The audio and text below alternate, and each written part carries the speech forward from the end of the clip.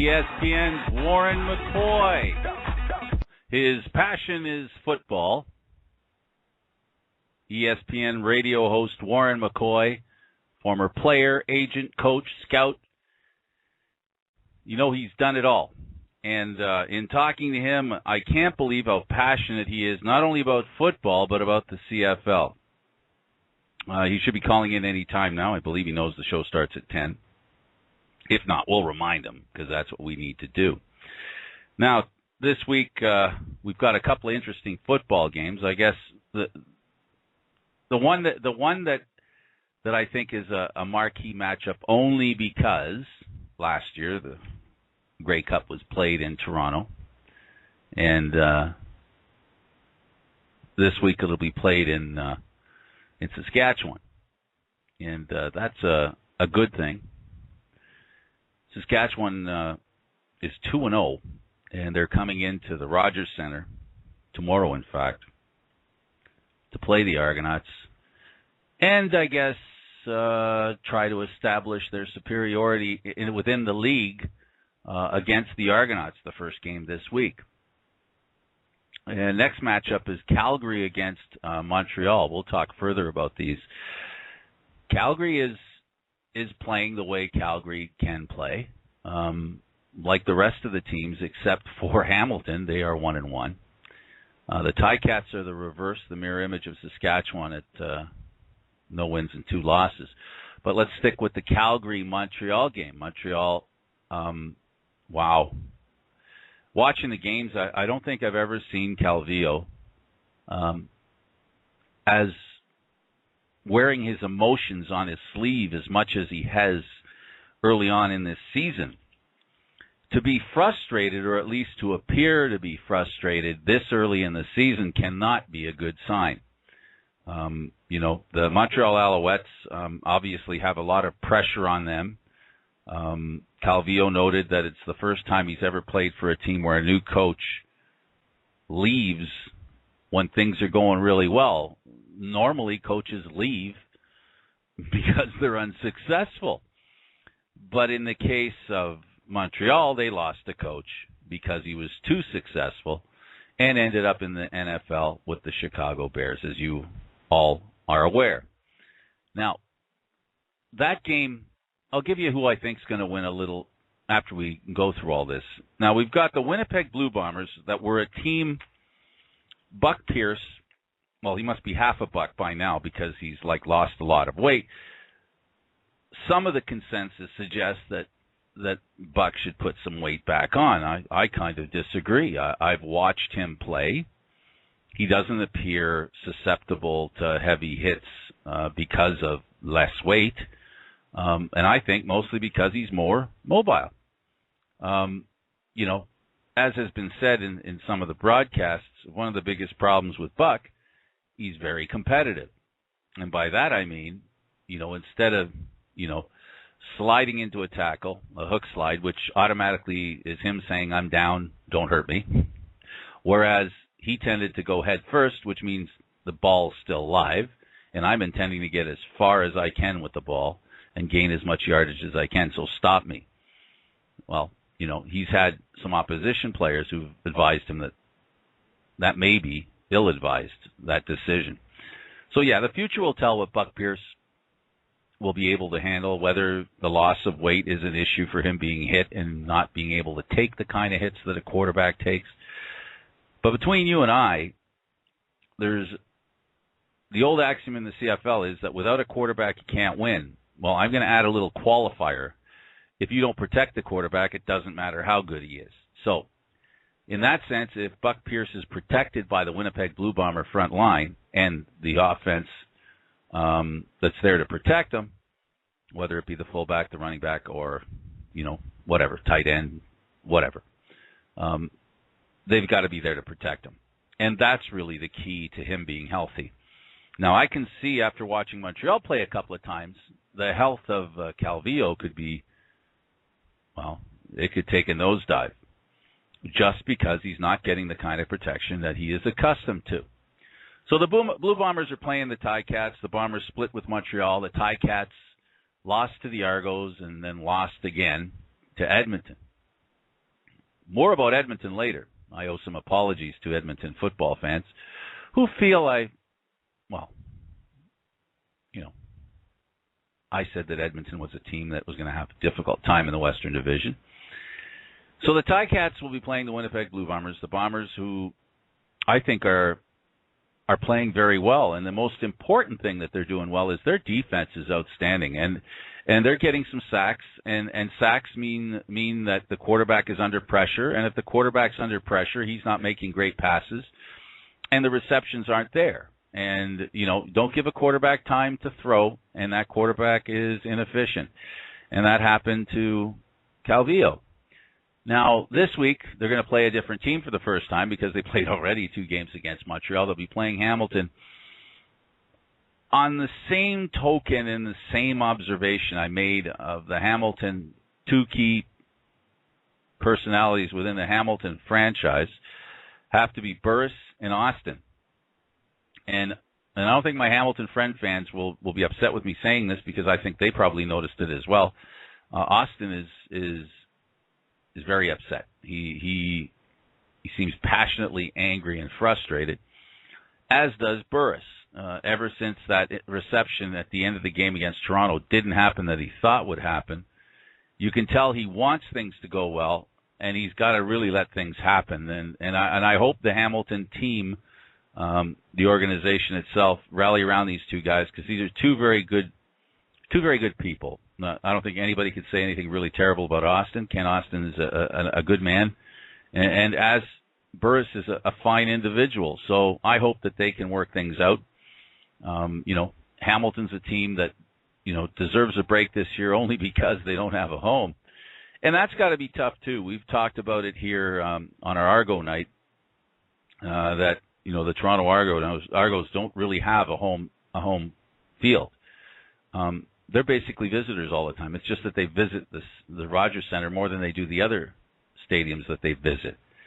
And by that, I mean they don't practice there. They might throw the ball around before the game, but that's pretty much it. They might kick the ball around a little bit. That's pretty much it. So, it's not really a home field per se. And in that sense, it not being a home field, makes it difficult for one to, feel like they're at home. So the Argos are up against, as I said, Saskatchewan. I think Toronto is going to be tough in that game. Saskatchewan seems on fire. The Calgary Stampeders, I think, will take Montreal, and the Bombers, unfortunately, will make the Hamilton Tiger Cats 0-3. The real tough one to call is going to be Edmonton and BC. BC looked good against the Argos on the weekend, or I should say on Thursday. But Edmonton has really, they're picking up whatever the coach is feeding them. They're picking up pretty good. And that front line, although it's not experienced, they've done a great job. Now, joining us is Warren McCoy of ESPN Radio. Warren, welcome to the program. Hey, how are you doing, Frank? Good, my man. Well, I had a chance to look into your life. This is your life, and I'm impressed. We talked on the phone for a little while, and I mentioned that you don't seem like the type of person that moss grows under your feet very much. True. This is let's have fun with who you are and where you come from. You're a Texas guy, right? Yeah, born and raised in West Texas, Amarillo. Now, Amarillo's a pretty warm place, isn't it? It's hot during the summers, but we get all 4 seasons down in the Texas Panhandle. We get blizzards. You're basically 2.5 hours from the southern part of the Rocky Mountains. So we get snow, we get rain, we get heat. Falls are nice. Fall time is nice, though. Oh, okay. That sounds a lot like here. Very much so, just without the humidity. Or the armadillos. Without that Ontario humidity. Yep. Or the armadillos. No armadillos where you guys are at, no doubt about that. Or longhorn steers, for that matter. Or longhorn steers, exactly. Or oil rigs. No. Exactly. We have them in the Calgary area, which you know pretty well. So for sure. You started playing football as a youth, I guess. Mhm. Yep. Fourth grade. And you went to college, I guess. Which college did you go to? Went and played at Southwest Oklahoma State, Division II school in Weatherford, Oklahoma. And then from there, suffered a career-ending injury my freshman year, and that kind of shut football down from a playing perspective. And then it was time to reevaluate life suddenly as a young man and figure out what I wanted to do. And I always knew I wanted to stay involved with football, and found a way to get that done. And you did. And so now you start. I guess you kind of had a plan, and then your plan got interrupted by people's suggestions, right? Yeah. So I knew I wanted to coach, but my fiance, who is still my wife at the time, she was my high school sweetheart. She didn't want to do the small town Texas thing that high school coaches have to do. In Texas, high school coaches are paid very well. Many of them make six-figure salaries. But you kind of have to pay your dues. You have to start out in the small towns, prove that you can be successful before you move up to the bigger size schools in the bigger cities. So I tried my hand in corporate America. Meanwhile, was doing some journalism, writing, and wrote a story on a player who'd played at West Texas State back in the day that was a legend up in Canada by the name of Alondra Johnson, AJ, as he's affectionately known by Stampeder fans. And, did a story on him, kind of hit it off. And when he had his last contract come up with Calgary, he felt like he needed representation and asked me to step in. And of course, Frank, I was young and dumb. I didn't know anything about the agent business, but, went through the proper channels with the CFLPA, got licensed, and to make a long story short, took care of that contract for AJ and started representing other CFL players, and then that gradually led to me representing coaches. And I've kind of continued to do that throughout my career, but, basically representing coaches suddenly became a lot of X's and O's discussions, and before I knew it, I had CFL teams and Arena League teams contacting me to do some scouting, write personnel reports on players, and offer an unbiased, kind of a third set of eyes opinion on players. So I started doing that and did very well with that. Developed some great relationships up in the CFL, and that eventually led to jobs with the Kansas City Chiefs and the Green Bay Packers. And then Reader's Digest version, I ended up having a chance to sit on the Arena Football League Board of Directors and coached and was a general manager in the Arena League for 5 years. And then in 2008, went to work with ESPN. And I've worn many hats. I guess that's the best way to put it. Well, you're quite the haberdasher for sure. Indeed. Now, it isn't a straight line that you've drawn. It is a real zigzag. Yes, and very much so. The game of football is your passion. You refer to it as your passion. It must be your passion because you have not left any stone unturned. Now, you're also a fella that understands the game, like you said, the X's and O's, and now you find yourself on ESPN. How much do you think it helps to have all these diverse lives in football to be a broadcaster? And do you think you can still maintain a connection with the fans, being so deeply, I don't want to say complicated, but knowing so much about football? Are you worried that sometimes you might talk differently than maybe a fan might hear or understand? Well, what I've tried to do over the last 5 years, and what I think has really made the show successful here in the States, is I bring an insider's perspective from someone who played, who coached, who scouted, who was in management, who handled press releases. I've worn just about every hat possible, so I understand what that world is like. But I've also never forgotten my roots, which are just being a fan of football. I, started watching football when I was 7 years old. I still remember the first NFL game I ever watched, and I think I bring that to the table so that my listeners understand that I'm a fan, but I also am able to separate fact from fiction. And in the sports talk business, I'm sure it's the same in Canada as it is here in the States. There are a lot of loudmouth blowhards who say a lot of things with conviction, but really don't know what the hell they're talking about because they've never walked a day in the shoes of a general manager, of a quarterback, of a scout, of a general manager. I cringe during the NFL draft time, and I'm sure it's probably starting to become that way in Canada with the increased coverage of the CFL draft. But there are suddenly thousands of draft experts, Frank, that have never played a snap of football in their life, have never known what it's like to sit down and break down actual film on a player, to ask the right questions, to know what a player is made of.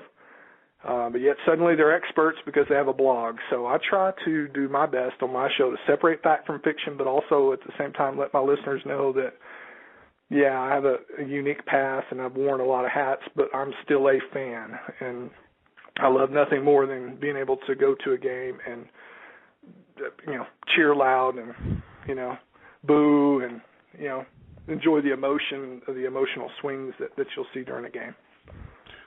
Okay, you're a tiebreaker scout. You also, Yep. we didn't mention was that you have organized combines as well, so you have a real deep understanding of what the purpose of a combine is and how it can be most effective. What are some of the things that combines should achieve? Well, first and foremost, and coaches who say anything otherwise are lying. What you're looking for at a combine is explosive athletes with quick feet. That's universal, right? So these tests, and everybody gets hung up on the 40-yard dash and the vertical leap. What we're looking for, and what scouts are looking for and coaches are looking for, is guys who have those fast twitch muscles that are explosive. That's what the game is about. That's explosive plays are made by explosive players. And at every position, whether it's a defensive lineman, and by the way, I hope we get a chance to talk about the level of talent in the CFL amongst pass rushers because it gets better every year. But you're looking for guys who can bat balls, who can get after the quarterback, who are explosive laterally, can move side to side and cover ground. Football is so much about speed now. And that's what you're looking for in a combine, is guys who can move their feet, be explosive, and have burst. All those different adjectives you want to throw, that's first and foremost what we're looking for.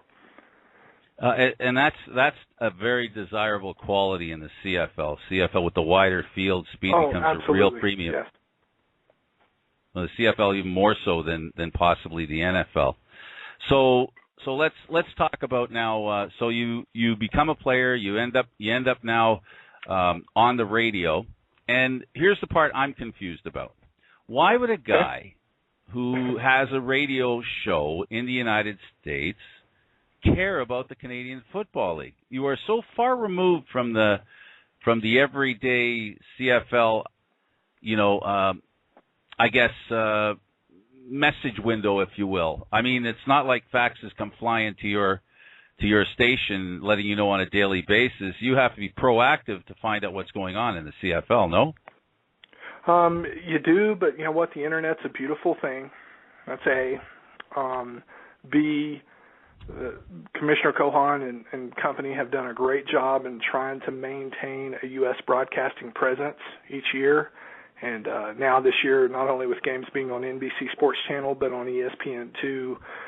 Oh, that's music to my ears. And then lastly, you know what, Frank? I was born in the late 70s. I was a child of the 80s, and I can still remember watching the games. I think we talked about Hamilton with the striped goalposts. Okay, that's how far back that goes, because back in the 80s, ESPN was looking for content, and they would play CFO games on tape delay, and I thrived on that. I mean, I remember watching those guys, and I remember thinking, man, Ray Elgart from Saskatchewan pushes off all the time. That guy gets away with murder, So it's been in my blood since the 80s. I've never not followed the CFL, and I'm just in love with the league, and yeah, I'll always be a fan and always do my best to kind of help push people to look to the CFL, especially during the downtime during the summer when U.S. fans are fiending for football and feel like they don't have an outlet. Well, the CFL is a great outlet. Well, first of all, I want to say thank you for doing what we're trying to do here. I'm Canadian, and I live in a CFL town, and I go to CFL home games, and I can understand why I'm doing my best to see what we can do about raising the profile of the game, and I'm grateful that you do it. And there are, since I started this program, I'm beginning to find out there are many an American who appreciates the Canadian game, which isn't solely Canadian. Most of the players are from the U.S., and, it's a great place for American kids that want to continue the dream to play. Can you define for us how important you think it is for individual players that come here to Canada to play football, and give us an idea of how passionate, since we're talking about the passion of football, how passionate players are in the U.S. about football? We see it on television, or some of us go to stadiums in the U.S., but we really don't live the football that's in the U.S. Give us a flavor of that and how passionate you are about the game in the U.S.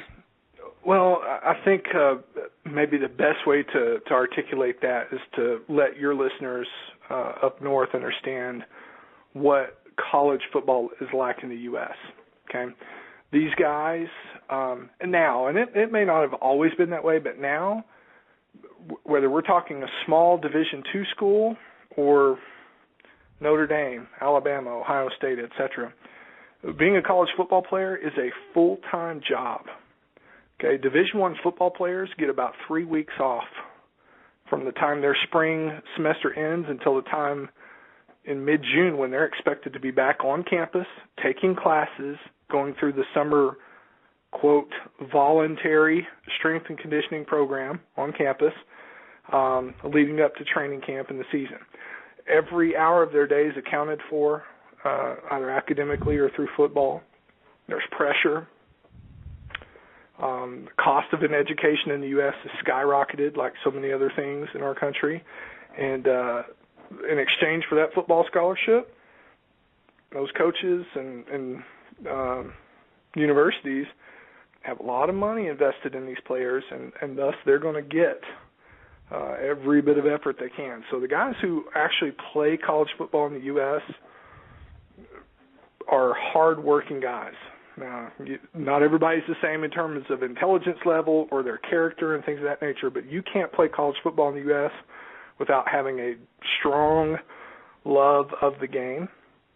So anytime you see an American player on the field in the Canadian Football League, that is a guy who has tremendous work ethic and is a guy who loves the game of football, without a doubt. To have done the work that it takes to separate yourself to become a professional, I think that gets lost.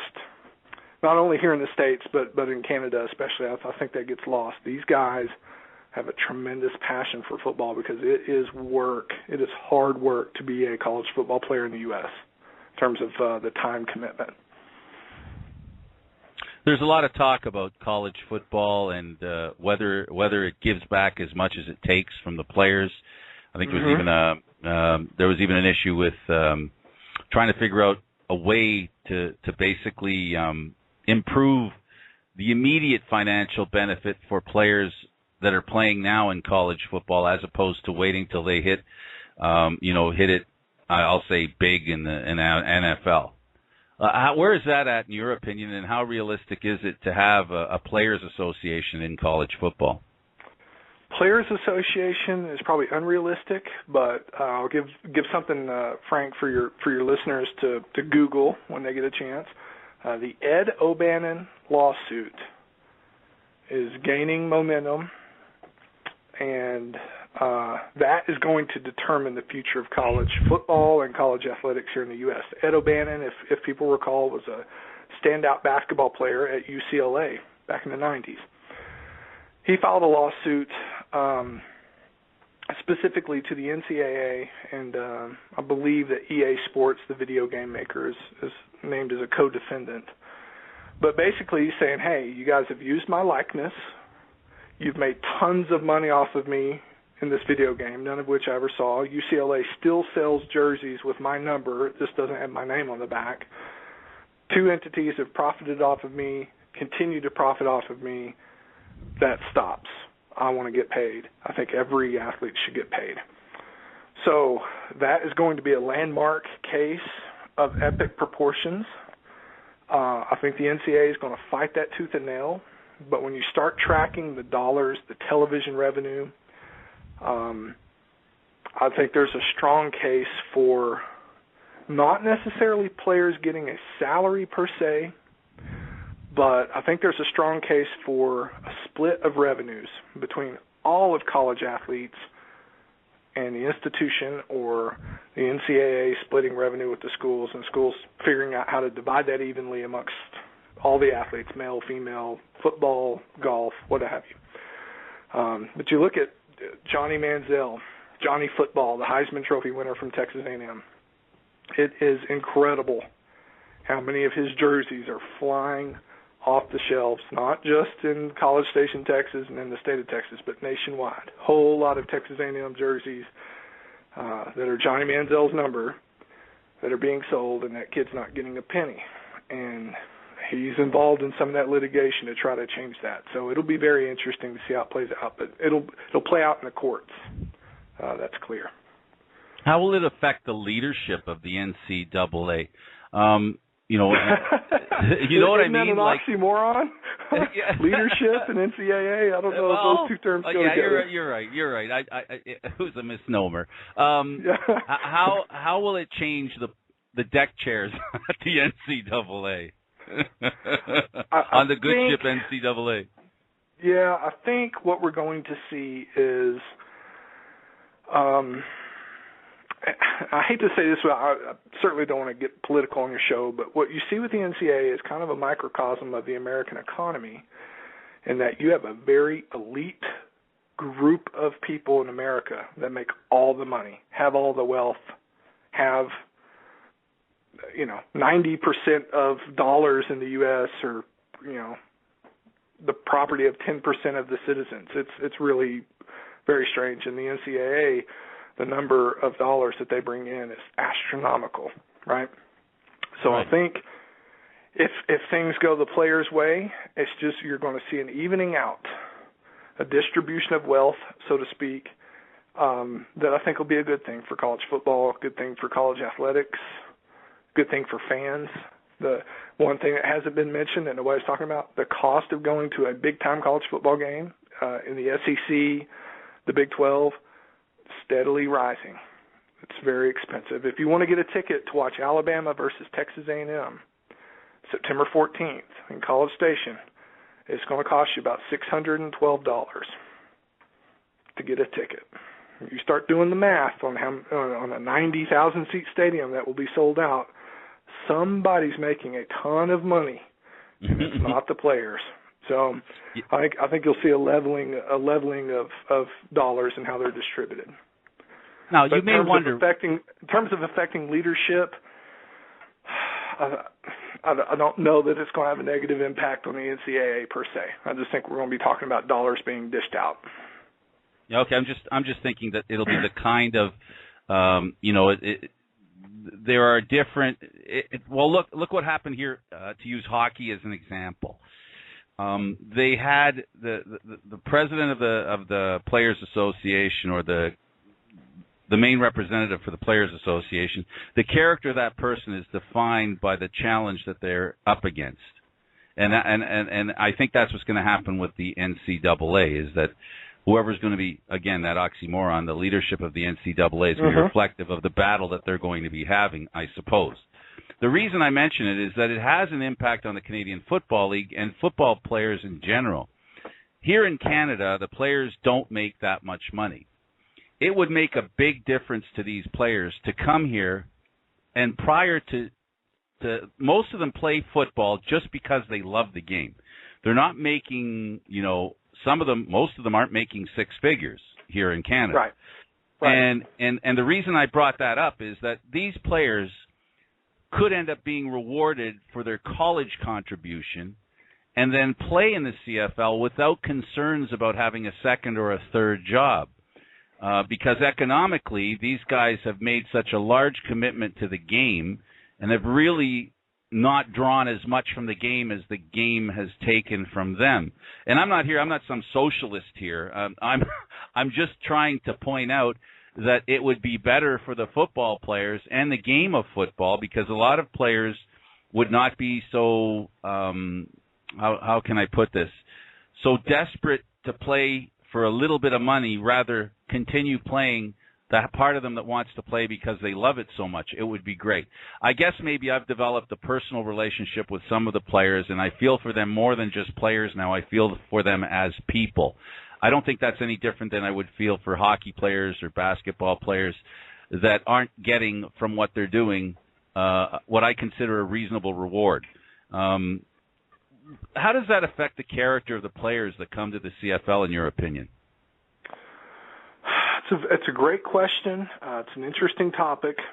I would say that I think you are always still going to have guys in Canada that are playing not because of the money, but because of, A, the love of the game, and B, that dream of making it to the NFL. I think that is always going to exist in Canada when you're talking about American players, because of the Warren Moons, the Cameron Wakes, the Jeff Garcias, all those guys who, paid their dues up north, came back down, and have, had very successful careers. I think that will never change regardless of the money that guys may or may not make from their college careers. I think you're always going to have that hungry player who's dreaming about, if I just keep playing, if I can stay active, NFL guys will see me for what I'm worth, And I think likewise, as the CFL, and now I'm an outsider, I'm not in the CFL anymore, but to me, from the outside perspective, CFL looks pretty healthy to me right now. And I think we're also going to continue to see Canadian guys getting a chance to go to NFL camps and prove themselves, So I think two elements you're always going to have is a love of the game and hunger, regardless of the kind of money that these guys make. But while they're in college in the States, I think that's always going to exist, because a lot of these guys, man, football got them out of a bad home life, got them out of a bad neighborhood. It's been their ticket, and if that ticket takes them north of the border, then so be it. But football's their life, and I think that for a lot of these guys, that will never change, whether they're in Manitoba or Minnesota, All right, we're going to take a short break, and we'll be back with Warren McCarty, ESPN Radio. You're watching, or I should say you're listening to Candid Frank live streamed on Rouge Radio, and we'll be back right after this. CO2, Chad Owens, favorite player ever. He's from Hawaii, playing in the Great White North. He's not just good, he's real good. He's into MMA, from the gridiron to the octagon. He's got game. This is his game. He's the total package. He's got the hard one. He's got a great cup. He's a family man, team player, dedication to the max. True blue through and through. I love watching this guy. He's a highlight waiting to happen. CFL on TSN. You need to see these guys play. Don't forget, Mike Richards, TSN 1050, every morning. 1, 2, 3. We're the Argos cheerleaders, and you're listening to the Candid Frank Live Show. 1, 2, 3. We're the Argos cheerleaders, and you're listening to the Candid Frank Live Show. Yay! Go Frank! Go Frank! Go Frank! There you go, Frank. There you go. Thank you. There are some advantages to having a microphone. Listen that was to one this, of them. man. You got the Argo cheerleaders? How awesome is that? Wow. Like I said, I'm making some friends with the Argos, and I'm developing a personal relationship with them. And I meant the football players, not the cheerleaders. But they're very sweet, and they're very kind, and they were very. It was an exhibition game against Montreal, and they were there. Okay, shut up. Now my wife's going to start kicking in. Love it. This is what happens when you do a show from your home, Frank, I heard that. There's nothing I can get away from, buddy. Yeah, you stole a little bit of my thunder, but that's cool. That's fine. I've always been amazed at the healing power of the game of football. And by the healing power, you touched on it a little bit. There are a lot of players who come from tough situations that many don't survive from. And you referred to football being their ticket, and basically their ticket out of the doldrums, or their ticket out of impending doom, really, because there are really there are some players who really escape. I mean, I don't want to talk about the New England Patriot right now, who almost escaped his history, but the fact is, some of them actually are very grateful to the game of football, even though it may not in the long term repay them for all their hard work. It does give them an opportunity. It absolutely does. I mean, you think about guys who, if not for football, would not get an education in America. And if we're talking about guys going up to play up north in Canada, there are a lot of guys who, whether they're making $60,000 or $200,000, they're making some sort of living from football, where they otherwise may not have gone to college, may not have made that type of living, may have turned to a life of crime. There's all sorts of variables and scenarios, but yeah, you're absolutely right. There's many guys that football has literally saved their life, literally given them a life, and we talked about this the other night. There are a lot of guys who leave the States, go to Canada, find a niche in the CFL, make Canada their home, forever. I know tons of guys have done that, and I think that's awesome too. So, and they work really hard, and by that I mean they work really hard on the field to play for the team, to get the respect of the fans, and create a name for themselves that transcends the game itself and works its way into the community. And I'm happy for them, and I've learned about a few of them as well, and it is actually nice to see that happen. Now, the players in the CFL, I don't know, are the NFL players the same? The players in the CFL spend a lot of time in the community. I hear they give credit to the CFL upper management for motivating players to spend time in the community. But I see it as genuine and almost self-propelled desire to be involved in the community with young people, and just putting the CFL out there and the team that they're with, letting them know that we're in your community and we care about what's going on here. Is it any different in the NFL? Huge difference. Okay, let me brag on guys in the Canadian Football League, and CFL management for that matter. The community outreach, the availability, the visibility, the ability to reach out and touch a CFL player is tenfold versus what it is here in the U.S. with NFL players. And that's for a variety of reasons. A, the money. B, the intense pressure that those guys are under when they do have the chance to get away. They want to get away, right? CFL does not have the extended mini camps, the OTA practices, the at the facility strength and conditioning programs. Guys in the CFL are able to get away, right? So when they are there, the teams do a wonderful job of getting them out in the community and having them visible. In the NFL, it's such a grind. Those guys, for the most part, want to get away. The ones who do PR, events, reading to kids at school, charitable events, appearances, etc., do a great job, no doubt about that. But it pales in comparison to what the guys in the Canadian Football League do on a weekly basis. I've always admired that about CFL and its players, that they're ready, willing, and able to get out in the community. I love that. But whether it's Rider fans, going up to Saskatoon and seeing some Rough Rider players up there, or whether the big cities in Vancouver and Toronto, CFL players have always been amazing in that regard. Yeah, we're very lucky in that regard, and obviously it doesn't hurt that these players appreciate their fans, and and do this kind of stuff.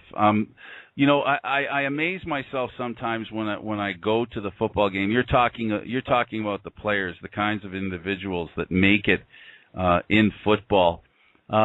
What kind of traps, if you were to give advice to somebody as far as playing football is concerned, what should they concentrate on?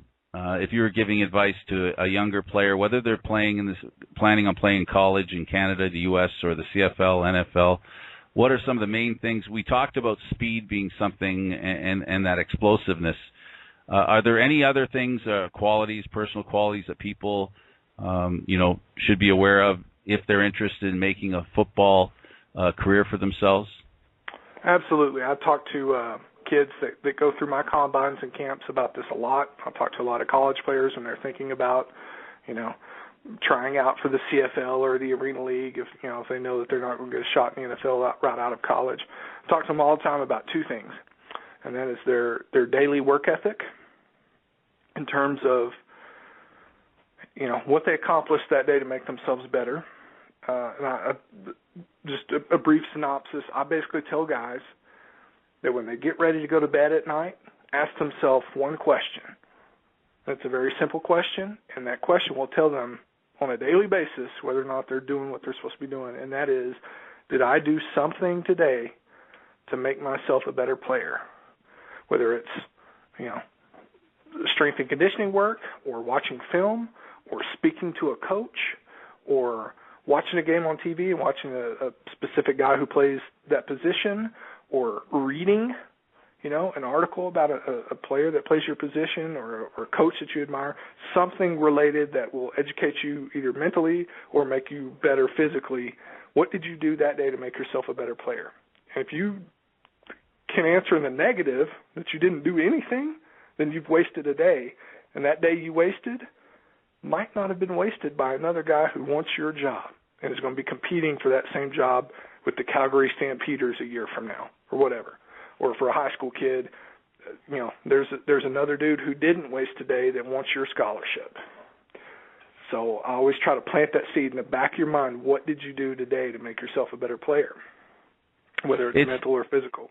And then the other thing I tell them is you always have to be cognizant of who you surround yourself with, who you associate with, because people either bring you up or they'll tear you down. Now that's the toughest. I think that'll be. You're asking somebody to take an honest look at themselves when you consider there are people. I mean, when they get to college, and once they're of college star quality, it gets pretty hard to hear yourself, doesn't it? Yes, it does. Yes, it does. Because of, and for a lot of these guys, they're such studs at the high school level. Forever they've been told how awesome they are. And that first year on college campus is culture shock and a reality check for many of them. They don't have home-cooked meals anymore, and they're not the best, by far and away, athlete on the football field. All of a sudden, they are one of many great athletes. And a lot of these guys have never, to use a boxing term, they've never had their chin checked. And the first time they get hit in the face, they don't like it. So, it's very hard. That's a great way of putting it, that it's very hard to hear your own voice for a lot of these guys. So, and it's not for want of trying either. You may think you're trying to hear your voice, but it's hard to. It happens to people like you and I. Sure, when certainly. we become big stars, right? We can't hear anything above. We can't hear anything above our fame. Yeah, well, we can't hear anything Frank above fame our I've not fame. achieved yet. I'm striving though. Striving. Frank fame. There is no such thing. I need to put that on a T-shirt and sell them down here in the States. Frank fame. Get you some. There you go. There you go. You can call me a famecaster. Famecaster. So it's obvious that that football is such a religious experience in the United States. Here in Canada, let's look at it from your perspective. Let's talk about the game itself and how it's changed in the time that you've followed it. You were referring to one specific area where the pass rush seems to have really improved in Canada? Yes. Yep. How so?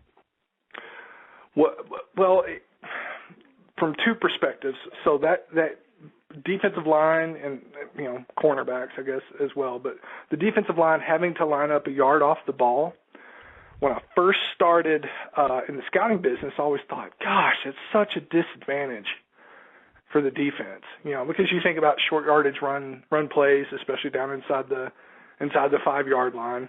Teams basically always convert. But that 1 yard of separation, just in the last, I want to say 5 years, and I don't have any stats to back this up, Frank, so I'm not sure if sack numbers are better than they were 5 years ago, but just the quality of pass rush, well, we're seeing faster, more explosive athletes for sure.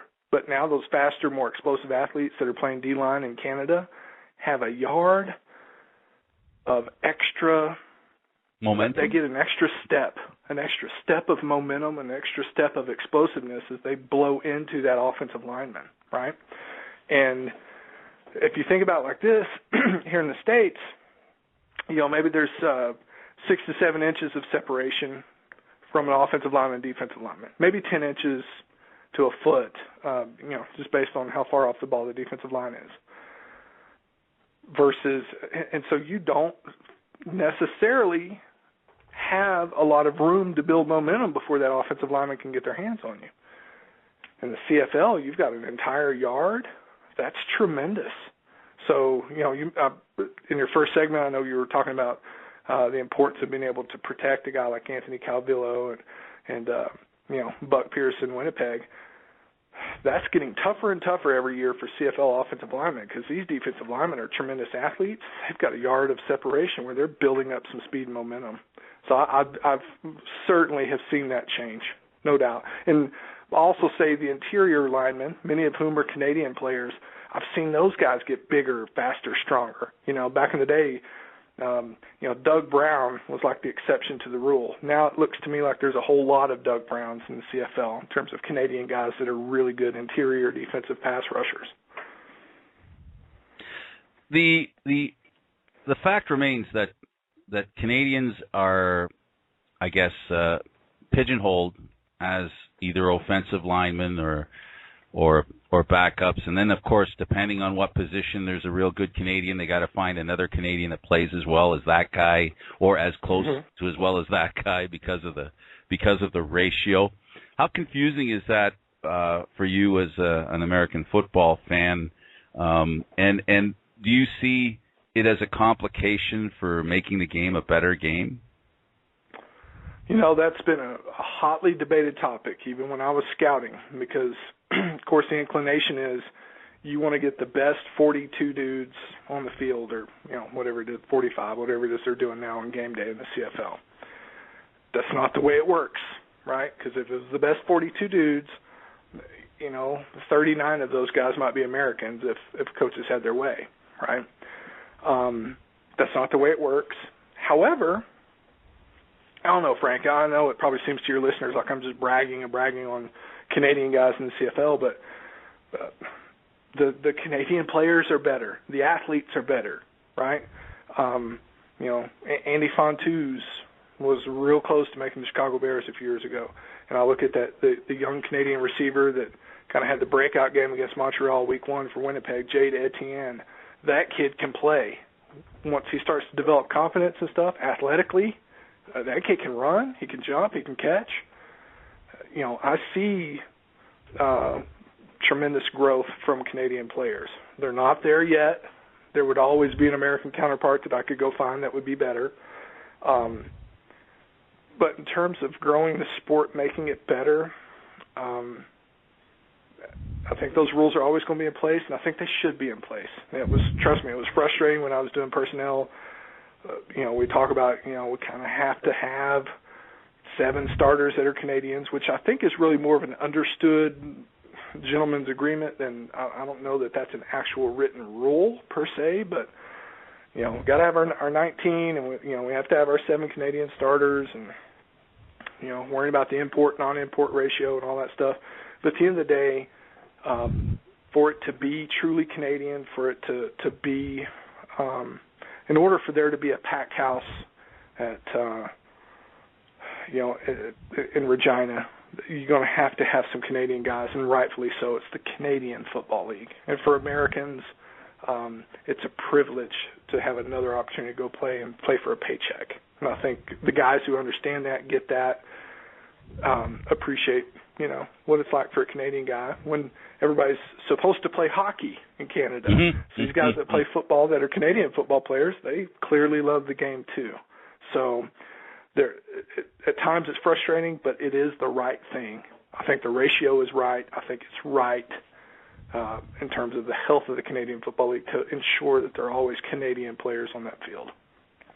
It is also important that I guess the theory for some teams in the CFL is that they lost a lot of their fan base in the blackout era of television, and now the theory is now that the main pool for them to bring back younger fans are to make themselves aware and build the football players in the country, the football teams in the country. So it's almost important to have Canadian players, which is why I asked the question in the first place, to keep the interest in the game alive and well. Without the players playing, there is no opportunity to develop fans. It has to be a grassroots thing. We've seen the reverse with hockey in the U.S. I know you're not an expert in hockey, but wherever hockey has gone, hockey has grown. And yes, that's what makes it a better sport to watch, because the people A, understand it, B, it becomes part of their lifestyle. And I don't know how much you know about the health of our game, the football here in Canada. We have in BC, we have a team that plays in, I think it's Division 3. Simon Fraser. They're in Simon Division 2. Sure. Is it 2? Yeah. Okay, 2. Yep. Do you see more of that happening? Canadian athletes are developing a very good reputation in the sense that, the best players in baseball, the guys that rise to the top, we've had a few Canadians rise to the top. In football, not so much. In basketball, the number 1 draft pick was a kid from here in Brampton. Next year, they're talking it could actually happen again, that in the NBA, a Canadian will be drafted first overall. The highest rated high school player in the U.S. is a Canadian. Sure. So I kind of agree with you that, sports is sports, and anybody who shows interest in the game and works hard at it, like you said, can, if there's the avenue for them to develop, and that's the biggest problem we have with football here is we don't have the same kind of coaching you do. Now we can touch on something, one of your favorite topics, which is developing quarterbacks. Here in Canada, we hope someday to have a Canadian quarterback in the CFL. You train quarterbacks. How hard is it? Let me jump in on that, Frank. I'll say this. I know you're going to. Okay. The fact that there's not a CFL starter that's a Canadian is understandable. Okay. But make no mistake about it, and I've had some ugly knockdown, drag-out fights with other personnel and GM guys. Eric Tillman, went round and round with him forever.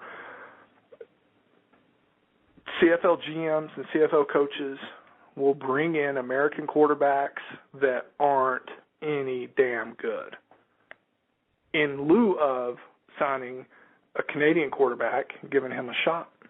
Okay? Why that is, I don't know. For example, Edmonton had Jeremiah Mazzoli last year.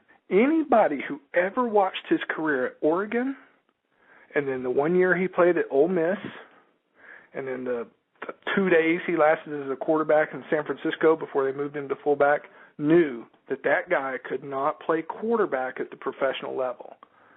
And I'm not sure if he's still on their practice squad this year, but the fact he spent the entire season with them last year was a wasted roster spot that should have been a Canadian quarterback, whether it's a kid from St. Mary's or Guelph or from wherever, I don't know. But when we look at all these successful Canadian receivers, right, that are playmakers, that go out there in the CFL every week and make plays, somebody threw them the ball in college, especially the guys that played in Canada. Somebody threw them the ball. And I'll say this, in the Arena League, I had a young man from Canada that started for me for 2 years. His name was Steve Piniella, who played quarterback at St. Mary's out in Halifax. And he could not get a sniff from any of the 8 CFL franchises. And he set records for us in the Arena League down here in the AF2 Developmental League. He was 6'2", 215 pounds, had a gun. He was a tough Canadian kid and never could get a sniff. And he ended up playing, 4 or 5 years of arena football and then went into law enforcement. And I think he's back in the Toronto area now. But he's a perfect example of a guy who never could get a sniff because he was Canadian.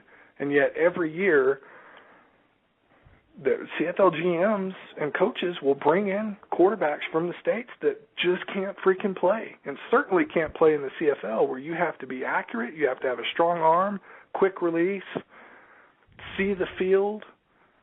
There's so many tougher things about playing quarterback in the Canadian game than there are in the American game, and yet every year I see mediocre quarterbacks from the States getting signed. That rubs me the wrong way, and I'm an old American quarterback. So I know I kind of rambled and went off on a soapbox there, but the fact that there aren't 8, number 3 quarterbacks in the CFL right now that are all Canadians, that's a travesty. Well, you're speaking basically, you're preaching to the choir. Okay, so don't ever apologize for getting on your soapbox.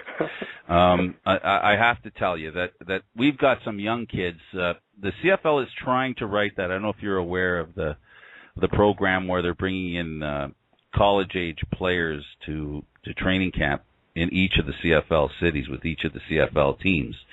I had the good fortune to meet a kid named William Finch, who came out of high school. He was as a high schooler, they had him training with the Ticats. His first year at university at Western, coming out of high school. The first 8 or so games. He played the last 2 games, and suffice it to say that he played like a veteran college player. It would be a shame, to see that kind of talent wasted. And that's, you want soapbox? I'll stand on mine now. It is really, I don't want to, it's actually, it's condescending to take a talent like that and let it be wasted.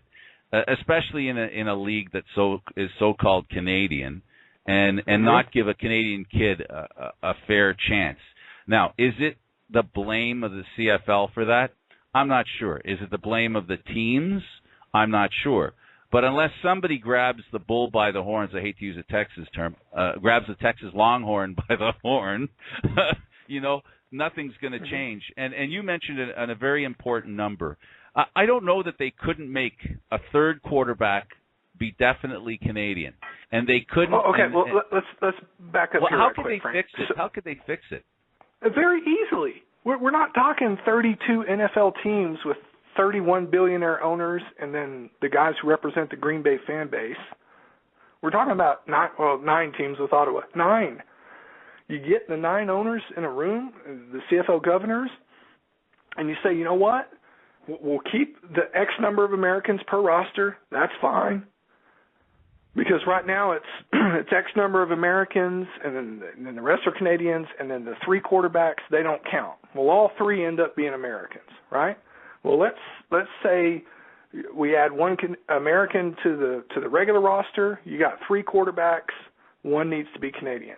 All of a sudden, you've got the best 9 quarterbacks that Canada has to offer. They're the 3rd dude that may or may not play during the season. You got 2 Americans, one's your starter, one's your backup, and you got a 3rd guy that's a Canadian to be your developmental guy. Your roster size doesn't change a bit. The end. It's that simple. And that is simply a matter of Mark Cohan and the CFL GMs and owners sitting down and saying, we're going to commit to that position.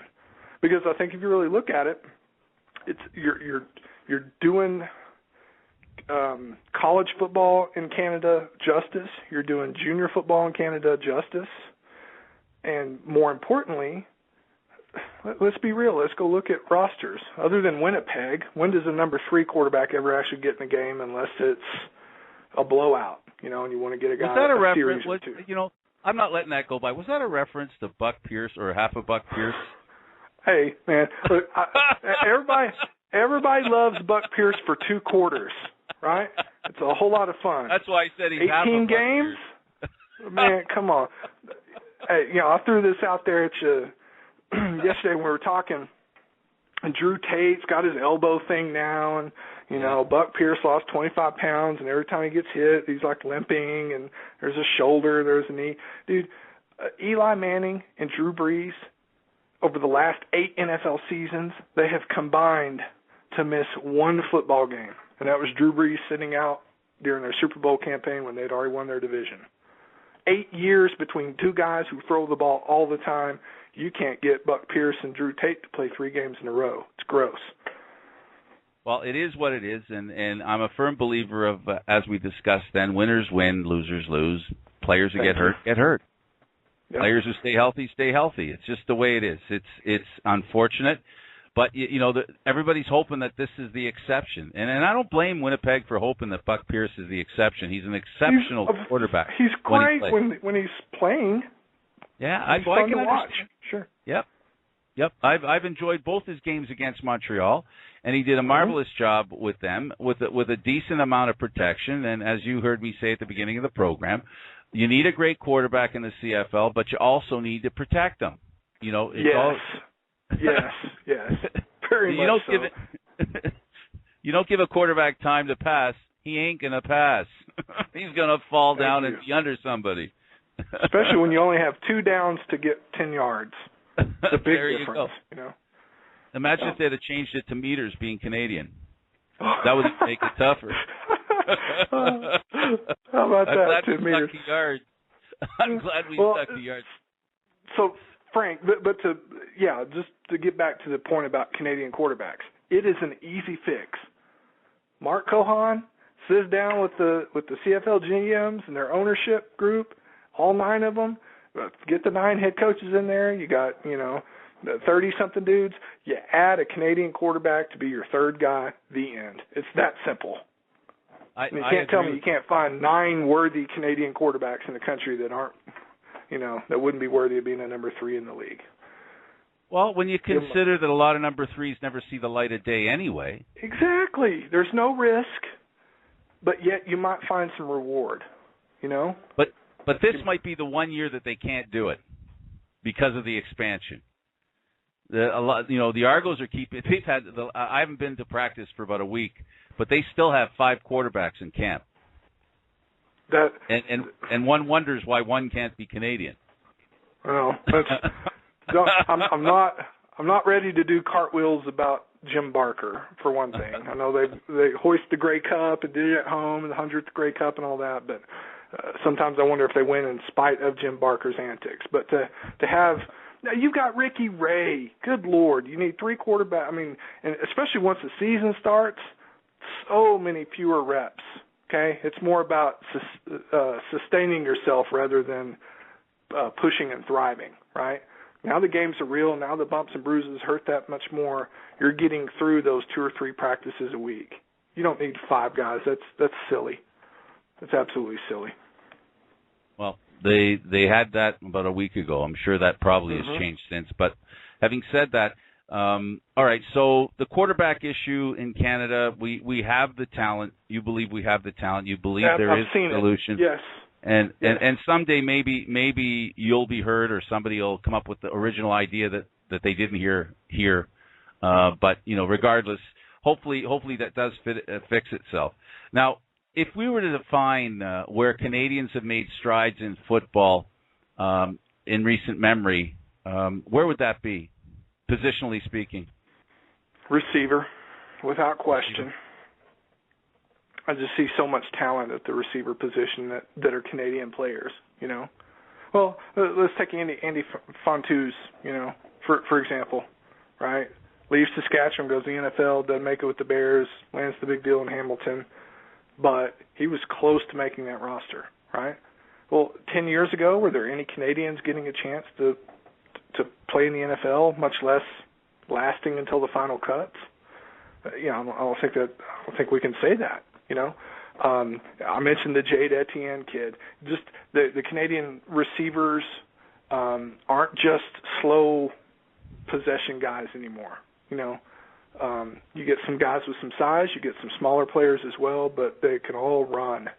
So I would say, from my perspective, I've seen huge improvement in that regard. Now, on the flip side, I don't think, I might be wrong here, Frank, I don't think I've seen a great deal of improvement amongst offensive linemen that are Canadian. And yet that seems to be the go-to move brought on by the Montreal Alouettes in recent memory. Yep.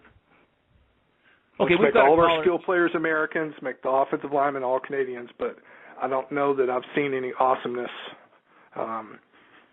in terms of a true Canadian at the offensive line. Okay. We've got a caller, and sure. If I'm not mistaken, I think I know who it is. Is this Mike? Yes, Frank. How you doing? Good. Mike from Minnesota. I referred to you and others like you that love the Canadian game. I have an ESPN radio guy on here. Warren does his show out of Colorado. And Mike is in Minnesota, so two northern climes and two areas that have great football. Mike, what did you want to add to the program? No, I didn't know if you guys were previewing some of the games coming up this weekend. Did you guys touch on that? Yeah. We were. That is one. You know what? We can do that now. Okay. That'd be great to do that now. I did it on my own, so people know what I think. Why don't we switch gears and let's start, Mike, with you. Okay, you've got 4 games to talk about that'll be taking place. The Argonauts hosting Saskatchewan. Mike, you can go first, and then Warren can kick in with his opinion. Tough one to call because the Riders are really rolling, and we know that the Argos are a good team. But look at defensively, I'm just really wondering what's going on with the Argos right now. I don't really understand, why they're struggling so much. I know they had a lot of changeover, but they just I don't know if they just don't seem like the same team to me. I'm thinking that the Riders are probably going to go in there and probably take it to them like they did last year on the Thanksgiving game. Warren? To me, it's simple. There's no Ricky Foley. He was I can't remember the guy's name. He was the Italian guy who's always kissing people. Big defensive tackle. Yeah, Adriano Belli. Yes. Okay. So those two guys, first of all, Canadians, and second of all, guys that had a nasty edge and would get after the quarterback. Those are two huge losses that nobody, people just kind of blew over because Ricky Ray and Chad Owens get all the headlines. There's your defensive glaring weakness right there, is an attitude and productivity from those two guys. They brought in Khalif Mitchell, I think, to bring in that missing edge. But Khalif Mitchell had a reputation for not having much control. But he's displayed a fair enough amount of control. In the last game, he avoided, taking out the quarterback when he could have, and then did take out the quarterback. But I think his reputation got him the penalty more than what his actions were. Is he enough, or do you think they need more, or just they lost 2 guys that really meant a lot to the defense? I think they lost 2 guys that meant a lot to the defense and only gained 1 guy who's new. I think those are huge losses. I really do. Is it possible also, especially in BC, what happened, at least from my, and I say this humbly because I'm by no stretch a football expert, but it seemed to me that the offense that the Argos displayed against BC was ineffective. And that, in my opinion, always makes it difficult on the defense. There really is a symbiotic relationship between defense and offense. I understand that sometimes a defense has to carry an offense, and I understand sometimes an offense has to carry a defense. But there is a fluid life between the two during a game. If the offense doesn't drive at all, they make it harder for the defense to protect. It's that bend, not break. Yep. Right. And I think as much to blame as the defense, I happen to think that the Argo offense was to blame for, not to blame, but the loss. Anyway, For the loss, the offense didn't do their job, and the defense didn't do theirs either because, quite frankly, either you score more than the other team or you allow less. You only got two options. There's only two options. You don't have a third. So yeah, I think there was more to it than just the defense, Mike. I think overall as a team they were ineffectual, and BC was fired up and ready to go. You would have thought that the team would have rallied around Khalif Mitchell because he became the focal point, and I kind of think it worked in BC's favor if we were to talk emotionally between the two teams. So, Warren, how do you feel about the game between Saskatchewan and Toronto? Are you well-versed enough to make an opinion? I think Saskatchewan, just like Mike said, Saskatchewan's rolling. Now, I'm not a long-term believer in Darian Durant. I've seen him throw too many interceptions, have too many just games where he looks lost to really, be a full-time believer. But I think Saskatchewan's playing on some emotion right now. They're believing in what they're doing, and, yeah, I have no doubt that they can go in there and get a win. Tough game for Montreal. They're up against Calgary. At the end of the Grey Cup, immediately after the Grey Cup, they were crowned as the favorite to win the Grey Cup in the 101st Grey Cup in Saskatchewan. Is Montreal in trouble in going below 500 in probably, 5 or 6 years? This game is, I know it sounds so cliche, Mike in Minnesota hears it all the time. We watch NFL games. Everybody talks about early season must-win games. Yeah. Toronto proved last year going 500 is just getting the playoffs, right? But this game right here is going to determine a lot for Montreal because, it's a big deal here in Colorado because Dan Hawkins was the head coach of the Colorado Buffaloes. They ran him out of town. It was a complete debacle. Jim Popp raises a lot of eyebrows hiring him with no previous CFO experience other than, being a camp volunteer or whatever last year. But what's more bothersome is despite having Doug Barry on staff, you've got an offensive coordinator / quarterbacks coach, a running backs coach, receivers coach, and an offensive line coach that combined had never coached a CFO game prior to this year. And the play calling and the offensive effort last week against Winnipeg was, I don't know that I've ever seen anything as bad. And I think Calvillo voiced some frustration. It'll be interesting to see if they're able to bounce back and look more like they did in week one versus the product they put on the field this last week. So I think this is a huge, huge game for Montreal. Mike? Yeah, to his point, I feel like last 5 years under Mark Trestman, the Owls like to run an offense very similar to the New England Patriots, which was about getting the ball out quickly and short passes. And I feel like Dan Hawkins is trying to get away from that, and I feel like he's trying to put his own sort of imprint on the team, and I just don't think it works. I just feel like if something's not broke, why fix it? And I feel like thank you. You can see like in last week's game, you could visibly see Cavillo so frustrated, and to hear him after the game, not only calling out his teammates, but to hear him call out coaches is something that first off I've never seen Cavillo, that frustrated and angry like that. But for him to call out the coaches, I think speaks a lot to it. And I think it would be to Dan Hawkins' best interest if he were to try to revert back to things that the team was more successful with, just from a chemistry standpoint, because for them to be already looking like there's a little bit of fracturing going on this early, I don't think will bode well for the whole year. And I don't know. I mean, as far as I can see, defensively, they're really solid. I thought they did a great job last week, so at least that looked good. And, if their defense can keep playing solid, I said before the year, I was like, if their defense can be at least decent, like middle of the pack, if their offense can be anything close to what they've been the last few years, the Owls should be championship contenders by the end of the season. So we'll see what happens. I don't know. So you see a recovery then. Is this game going to be a game that the recovery is going to begin against Calgary? I think it will be. Yeah, because Kevin Glenn is actually starting. I don't know if you guys heard that Drew Tate's out. So because of that, we know Kevin Glenn he's one of those inconsistent QBs that can look great at times and it can look terrible at times. So I just feel like defensively, Montreal is capable of stopping them, and there'll just be a question of whether or not their offense will revert back to the form that we know they're capable of. And if they do so, I think they should come out with a win. All right, Mike, continue now with the Ticats and the Winnipeg Blue Bombers. I know many would suggest that the Ticats being 0-2 isn't that big a surprise, but I got to be honest, it's a big surprise for me. I really thought Hamilton would have done better. I would have thought that they would have been nip and tuck with Winnipeg, and I would have thought that they would make the playoffs. One of them will make the playoffs. But after seeing what Edmonton's been doing, I'm having difficulty believing it. What do you think of this game, Mike, that's coming up between Hamilton and Winnipeg?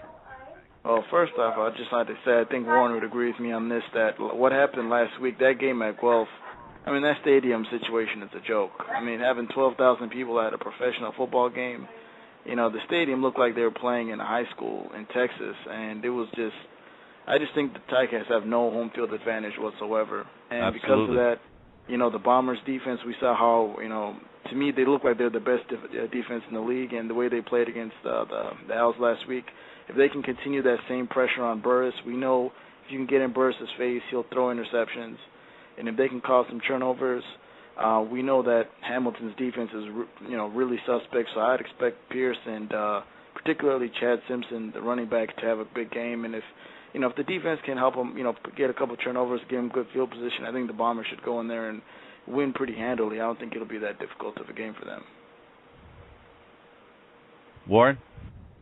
I think to kind of cherry pick off of what Mike's saying, the stadium, the atmosphere, people forget how important adrenaline and emotion are in a football game. And we saw that week one. Everybody thought that Montreal was going to roll into Winnipeg. The game might be close in the first half, then Montreal would be Montreal, Winnipeg would be Winnipeg, and the Owls would walk away with a 14-point win, and yay, we got to see a new stadium. And then we see 102 decibels from that crowd. Yeah, that means something. I've lived it, I've seen it, I've felt it. Crowds do play a role in football games at every level. They do. And Mike said it right. It's a joke. It's an absolute joke. I don't know that that's what Kent Austin signed up for, and I know there's some frustration there, but I just think, the game is an emotional game, and it's hard to be, out there on the field playing with emotion when there's nobody there watching, and it's not, a true Ticat, it's not Ivor win. Yeah, you don't have the atmosphere, and I think the Bombers got a huge win. Even though their offense didn't play great, their defense was phenomenal, and, Hamilton's defense is suspect, and I don't know that they're going to, be able to contain Buck Pierce for 4 quarters, and Simpson is a beast, and I think this game could be a blowout, and I think it could be a situation where things could really get ugly early in Hamilton. So it'll be interesting to see, what the byproduct results of it all is. But, yeah, totally agree with Mike. Winnipeg should roll. All right, so you guys agree on all 3 games. So let's go for 4 for 4. As surprising as Winnipeg's defense has been, everybody was concerned about their offense. Edmonton's front line has held up really well. Their offensive front line, all youngsters, has done a great job. Will they do well against BC this week?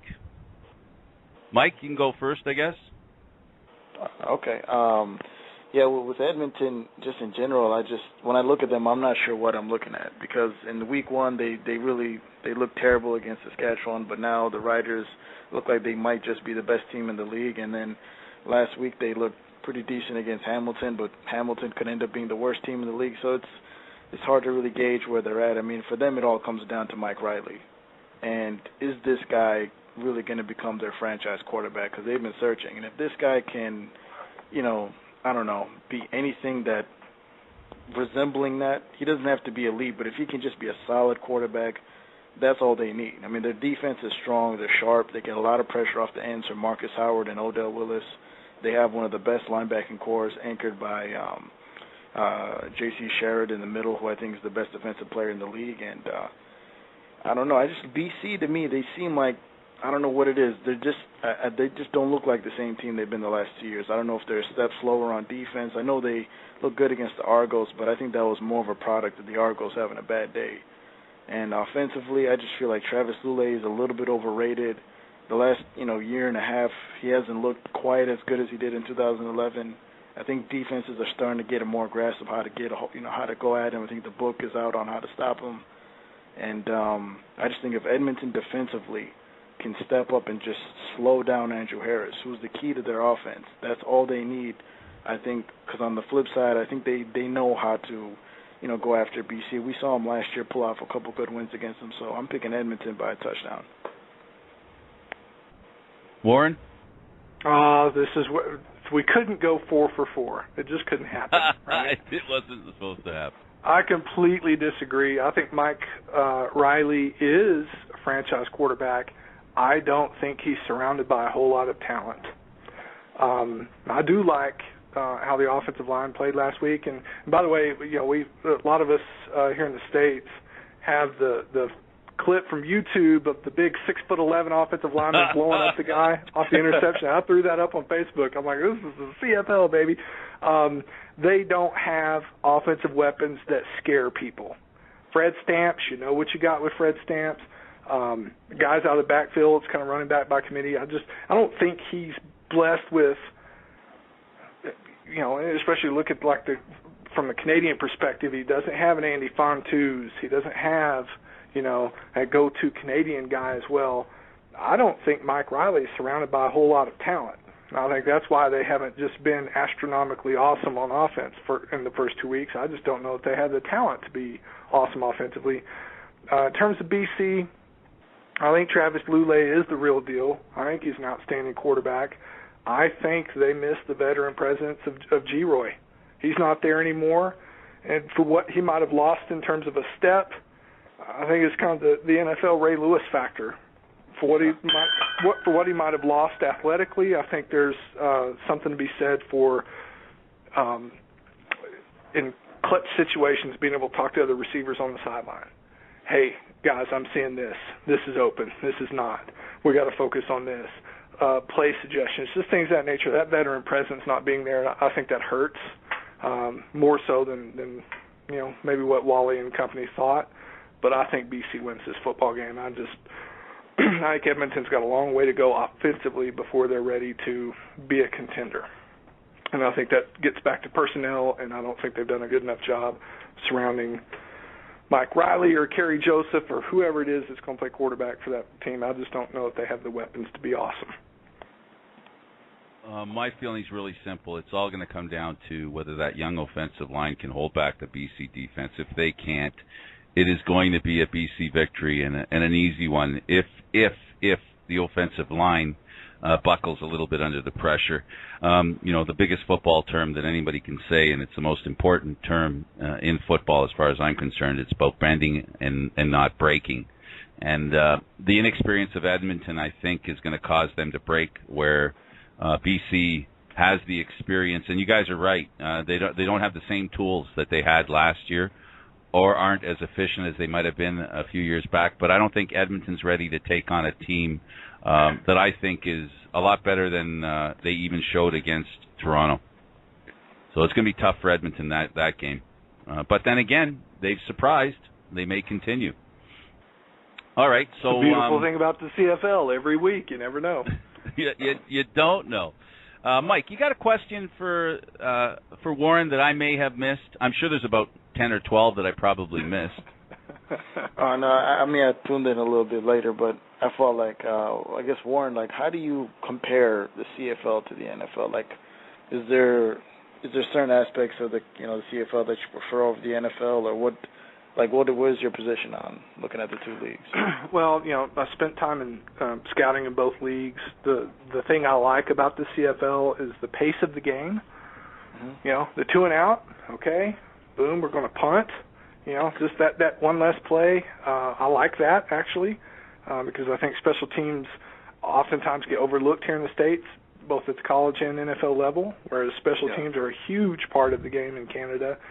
And, I love the motion towards the line of scrimmage, but as we were talking about earlier, from a defensive line perspective, them being a yard off the ball, to me, is not as much of a disadvantage as a lot of people think, because I think it makes for a better pass rush. So I'm a huge fan of the CFL game. I like the fast pace. I like the flow. I like the big hits. I like the wide open. And I'll also say this, Mike, this is something I really like about Canada, is getting guys the ball out in space because there's more space on the field. I like seeing guys out there in space making plays down the field. I think that's always awesome to watch. Yeah, absolutely.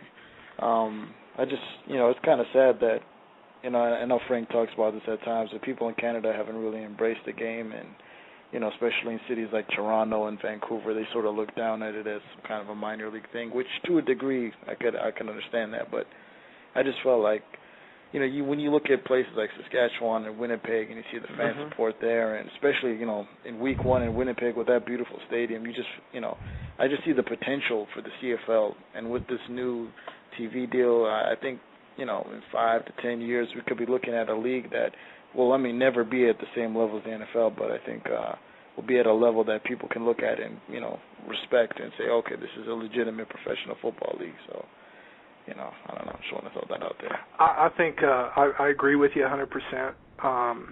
And what I hope is that the third time around that in Ottawa,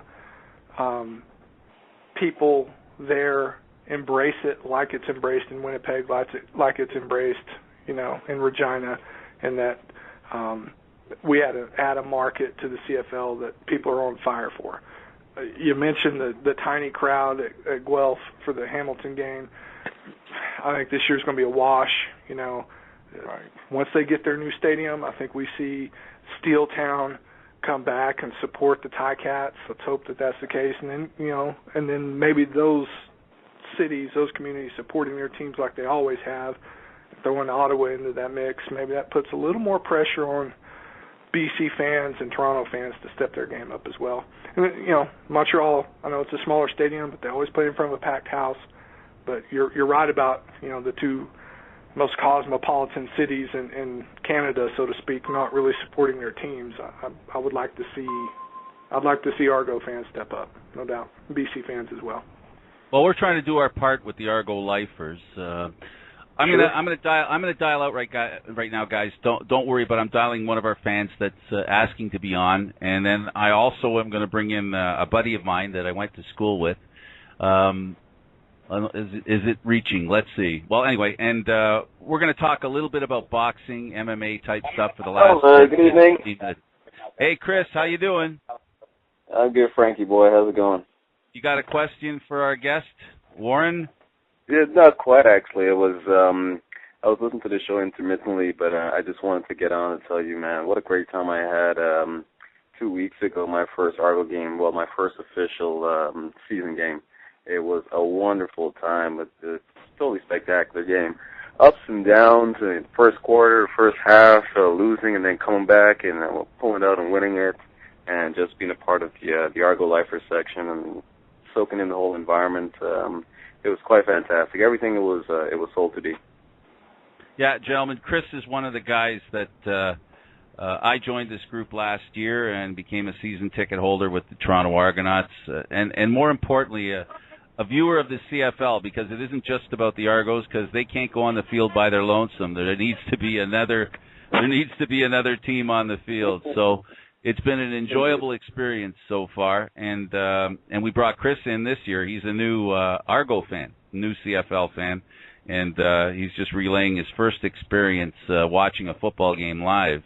How about you two, Mike, Warren? Give me an indication of your first football game and that you saw in person, and give us a little synopsis of what you saw and what attracted you to the game. Mike, you first. I think Mike's left the building. No, okay, Warren, we'll give you a shot. Well, of course, I shouldn't say in person, but I still remember the first game I ever watched. Okay, I was 7 years old. It was Monday Night Football, the 1984 season, the Dallas Cowboys at the Miami Dolphins. Dallas loses 28-21. This is, of course, Dan Marino had a magical season, second year in the NFL, led his team to the Super Bowl. And for Dallas, it was kind of the beginning of the end of the Danny White era, and that team always making the playoffs and just not quite being able to get over the hump. But I remember that game vividly, and from then on I've been hooked. Now, in terms of Canada, the first CFL game I ever watched was, again, an ESPN tape delay broadcast, Hamilton and Saskatchewan. Hamilton with the striped goalpost, and it was raining, and I loved every minute of it. It was amazing, and Ray Elgard pushing off, and it was just a great experience, and I've been hooked on the CFL ever since as well. So those are probably the two most memorable games in terms of the first taste. For me, the Ticats have probably one of the best uniforms in football. Love them. For me. Although the boat logo is a close tie with that. And I have to say that because I need to be politically correct. That's an inside joke. I love all the CFL logos and looks, the designs, except I'm not a big fan of the green Edmonton helmet, and I'm not a fan of Montreal's look at all. The new one. That's awful. It is awful. Like what you guys have that Green Bay Packer thing going, and you've had it forever. Well, don't screw that up. Yeah, so I can do without that. And then Montreal reminds me of the Buffalo Bills from about 5 years ago. Oh no. Oh, you had to throw that in there, huh? Oh, sorry. I mean, it's like patchwork. It's patchwork uniform. That's what that reminds me of. But otherwise, I love everybody else's look. I think it's great. Now, is there something from your perspective that you see since Chris is here as a new fan, me relatively new live in the stadium, always been a fan of the CFL, but not as a season ticket holder. What is it about CFL fans that you notice that might be different or the same as NFL fans, Warren? CFL fans, no, they are different. It is very much more so like a college atmosphere here in the States. For example, those weird damn people in Saskatchewan that wear the watermelons on their head, okay? That's the crazy stuff that you see at college games. Also, the blowhorns, the cowbells, the noisemakers that you'll hear at games in the CFL, you don't hear that in the NFL. I cover the Broncos here in Denver. I'm at every home game. Of course, I've scouted for years and have been to more games than I care to talk about. But crowd noise is huge because the stadiums are huge, right? But the atmosphere at a CFL game is very much more so ebb and flow, adrenaline, all that stuff that you get at a college atmosphere. So, and that's one thing I admire about CFL fans. They're so passionate that they'll wear a watermelon on their head and they'll bring a blowhorn and noisemakers to a game. I'm the one with the blowhorn, so easy. Hey, Warren, sure. Since having both a background in the NFL and CFL, I mean, I'm a newbie somewhat to the CFL, just being an Argos fan and just supporting all Toronto teams. How would you compare the two games? I mean, I grew up, as far as football exposure, on the Buffalo Bills, just from coming from a different country. My brother's been a supporter of the Bills. How would you combine the two different leagues? My perspective, and this is not hitting the CF at all, it's my perspective, a layman perspective beforehand, is that the CFL, the Canadian football game itself, was a lesser version, maybe not as hard-hitting. I've always seen it as a lesser bit, or the younger brother, so to speak, to the NFL. Do you think they have parity? How would you compare the two? That's a great question. Good evening. I think it's like... No, don't worry about that. That's somebody else saying hello. Ricky, I'll call you in when it's time, okay? Not a problem. Okay. Go ahead. I think you'd be comparing... It's almost like comparing a Ferrari and a sedan, right? Both will get you from A to B. Both might take you 3 hours, but one looks way cooler than the other, depending on your perspective, right? If you're a father and you've got a daughter that's getting ready to go to college, okay, Ferrari doesn't look very damn cool. That sedan that's safe and is going to get great gas mileage, that's what looks cool, right? So that's kind of the way I look at it. It totally depends on what you like. Now, if you like high-scoring, big plays, the football in the air, special teams playing a huge role, you get that in the CFL. Special teams, not as much in the NFL, especially now with the new rules, right, on kickoffs and such. So I think that's probably the best way to compare the two. If the football thing doesn't, I mean, when you finish your football career, so to speak, profession and politics will do you fine. That's a very creative and very safe answer indeed. Well, thanks. I'll keep that in mind. Hey, and Frank, guys, I just want to let you know. One quick thing. I'm bringing my daughter tomorrow to the game, so she's gonna be experiencing her first CFL game. So she's about 12, and she's gonna soak it all in. So I'm super stoked about that. Awesome. I can't wait to see you there tomorrow as well. Well, good, Chris. You know, we're all there to have fun. Warren, when I said to you that I'm part of a fan group, and this is, for the most part, a hobby of mine that I do for the benefit of the league and the team, I mean it sincerely. You know, I really enjoy it, and I just want to pass the word along. And it's a major sacrifice on my part. I have to give up golf twice a month. But since I haven't played in about 4 or 5 years, it hasn't been that much of a sacrifice. Wow. That's awesome. Well, I admire what you guys are doing, and Chris, I think that's awesome. You're bringing your daughter to the game. I hope you guys have a great time. That's awesome. Yes, for sure. Okay, we're gonna switch gears right now. For those of you that are listening, you're listening to Candid Frank live, streamed on Rouge Radio. We're going to talk about boxing and how boxing is used as a learning tool in football, and also because a friend of mine has an event that's coming up. His name is Richard Lewis. He's an Olympic athlete, a boxer. We went to school together, a proud friend of mine, and he has an event coming up in August, I believe August 10th, and it's at the Powerade Center in Brampton. And there's a whole bunch of stuff going on. There'll be, of course, to start with, there'll be amateur bouts, and then after the amateur bouts, there'll be a car show. They're raffling off a BMW, and then later on at night at about 7 p.m., there'll be a minimum of 5 pro fights. Richard, when you were a kid, I called you Ricky. I have to call you Richard now because you're a businessman. Is that what it is? Are you kidding? Mr. Stanisci, you can call me Ricky anytime, buddy. Ricky is a boxer, and he's a trainer as well. He's had the good fortune of training Pinball Wizard himself, Pinball the Wizard, the president, I guess, of the Argos now, or he has some sort of title, I guess, and he's the main mouthpiece for the political side of the Toronto Argonauts, Pinball Clemens. Richard, I got a guy here who believes wholeheartedly that in training quarterbacks, the footsteps that are taken by a quarterback are the same as a boxer. Do you find that hard to believe? Well, actually, I find that remarkably accurate.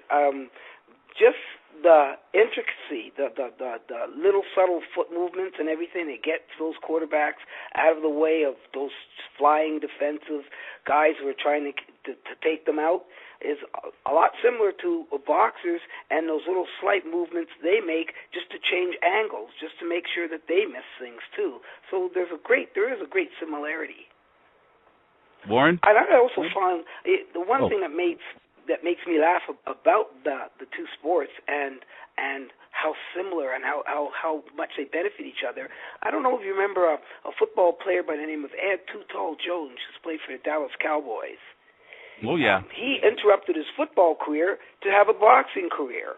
Now, it didn't last too long in the boxing aspect of it, but he was there for a good 2 years, and you know, because of his status in football, he immediately made it into the limelight, and people got to see him. But he didn't fare too well, so he went back to football, went back as an older gentleman, and had a better second half career than his first half, and he was outstanding in his first half. He was just extremely outstanding in the second half, and he attributed a lot of that to all the conditioning and the different training and stuff he went through in boxing, and how it was much easier for him to get to those quarterbacks again.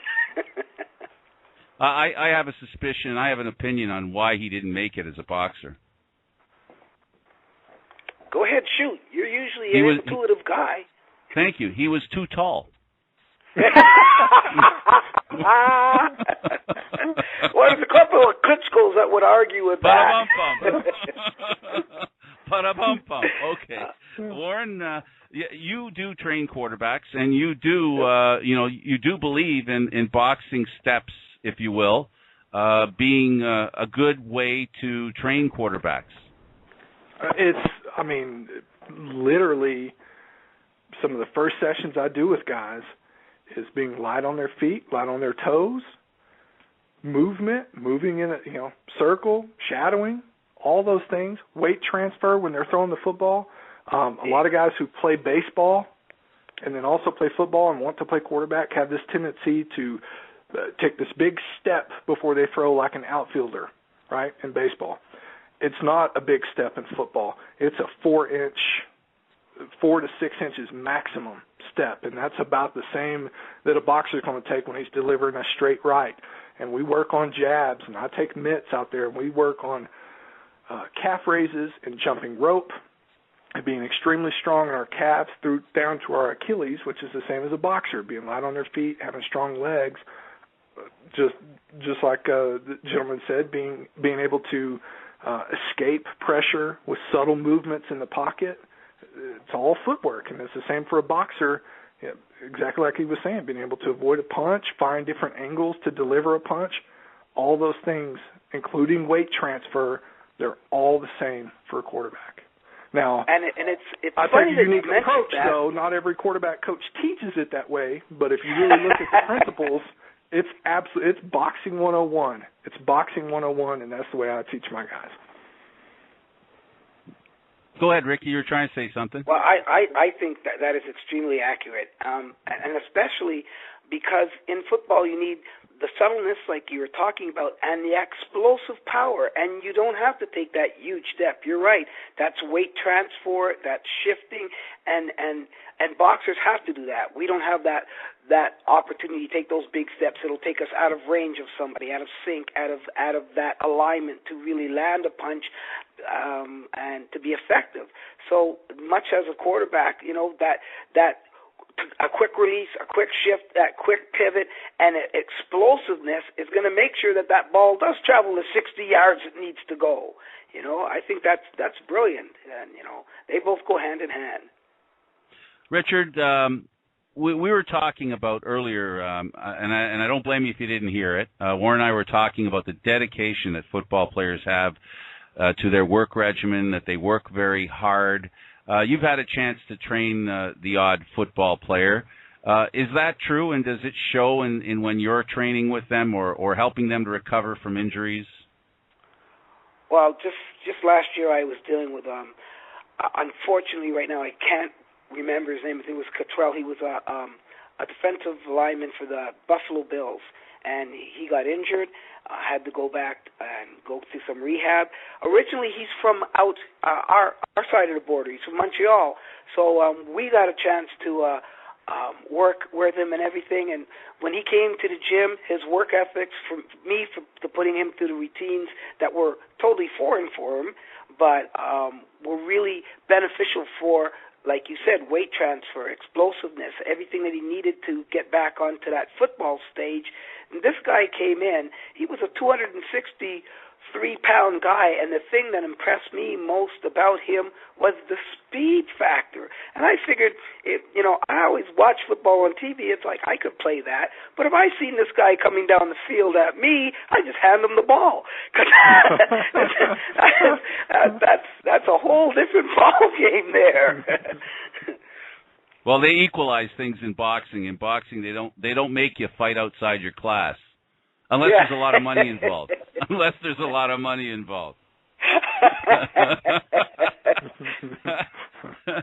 So Ricky, tell us about the event that you're having. I know it's happening at the Powerade Center. What can you tell us about it? Well, it's all day event. We're starting off with a live amateur boxing show. After the boxing show, we've got things going on like the Ontario Boxing Hall of Fame induction is going on. We have 20 specialty booths set up around the arena and 20 different booths set up outside because we have a car show going on also. And that takes place from 3 to 7 p.m. And at 7 p.m., the doors open up. At 8 p.m., we start the pro fights, and they are going to be exciting. We've got some really good pro fights lined up. And to make things even more exciting, we're raffling off a 2001 four-door black BMW. And when a person gets it, they don't have to worry about nothing. It'll be fully certified. All you have to do is transfer it over into your name and drive out of the parking lot. Wow. Well, that sounds like a good deal. Ricky, you know I'll be there. I'll see. If you need me to sell popcorn or check tickets, I'll be there for you, buddy. You may be working a corner, buddy. Oh, no way. No. Hey, listen, the broadcast days, I remember the broadcast days. Warren, have you ever done kickboxing? I've done MMA and I've done boxing. I've never done kickboxing. Okay, I did kickboxing, and my wife's going, oh, no.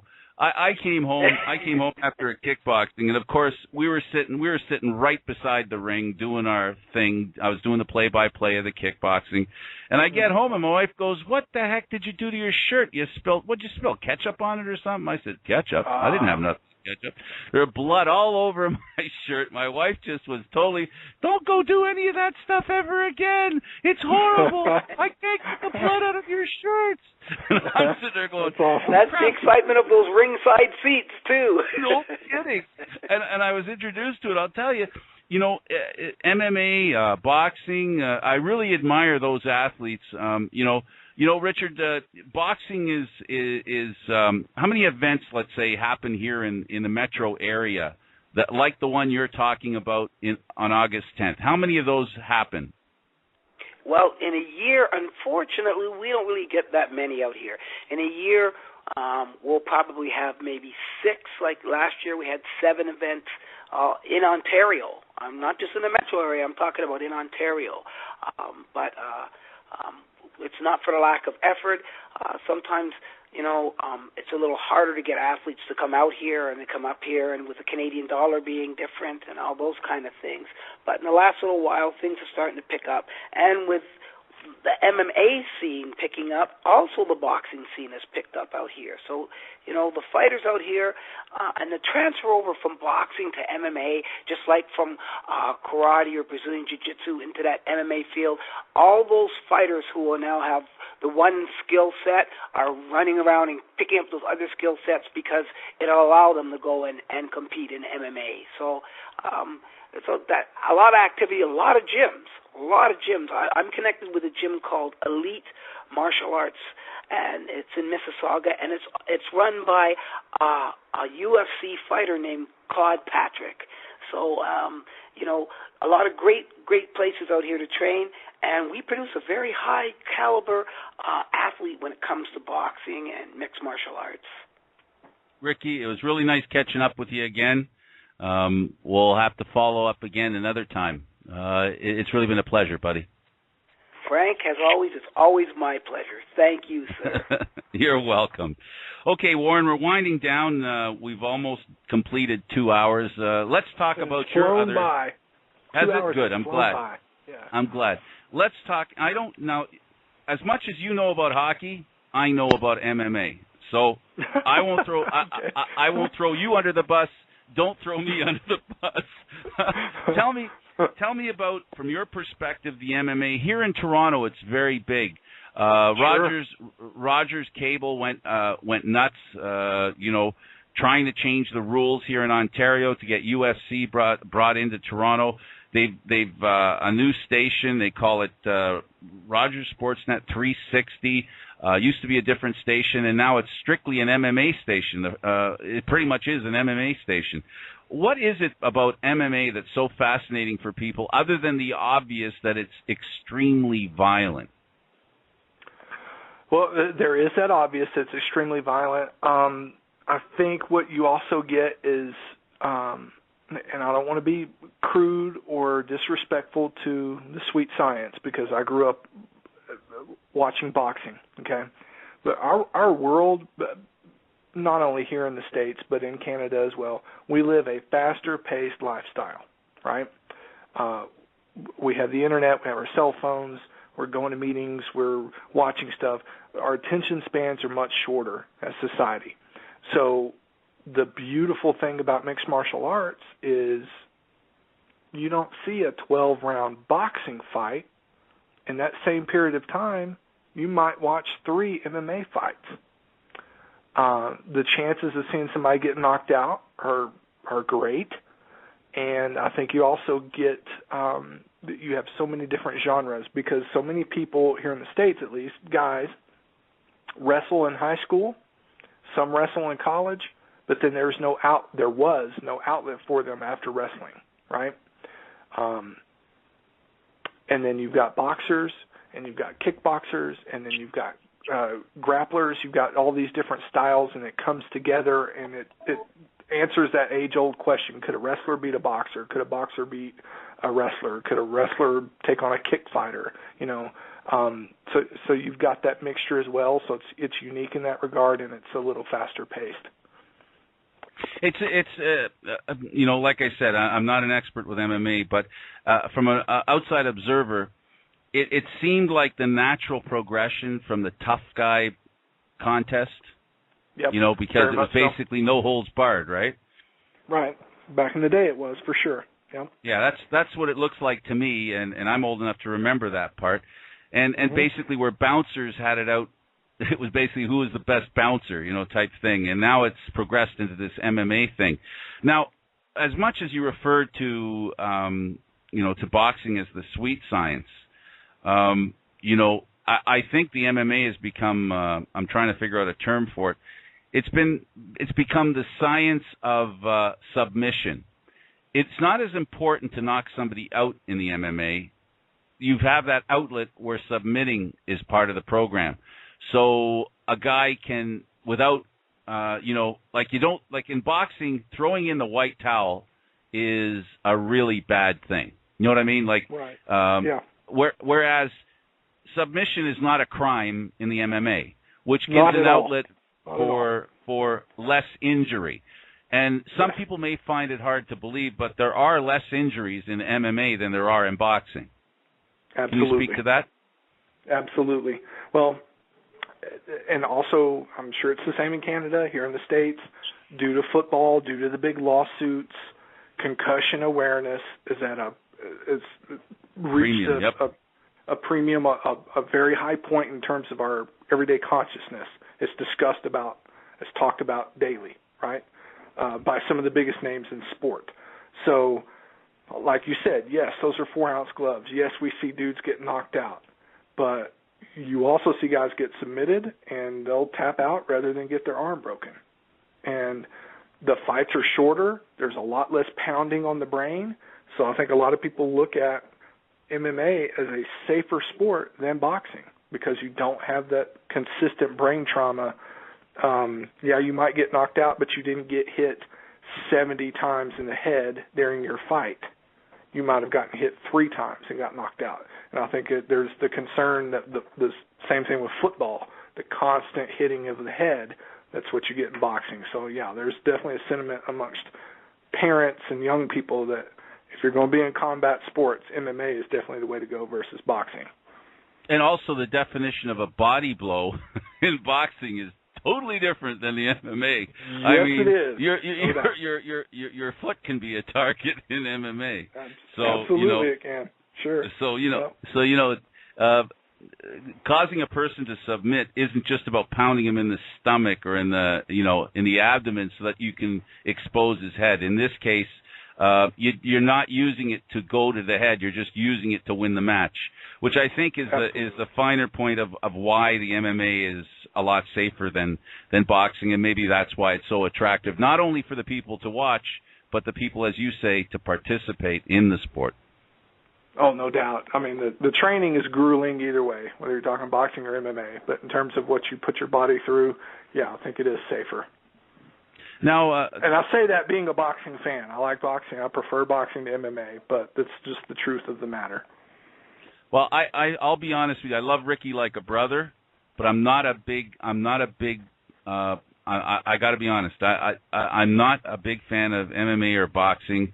I find the sports. Maybe it's because I live with 4 daughters and a wife, So I've my estrogen level's a little higher than maybe it should be.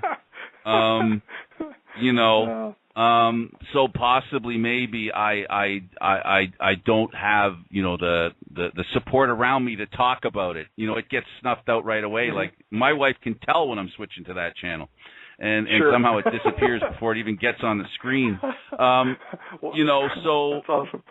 So I also never lift the toilet seat, and I don't stand up either. So I've been trained well in this home. So I love the game. I love the game. I love boxing. I covered it for years. Kickboxing I found very attractive.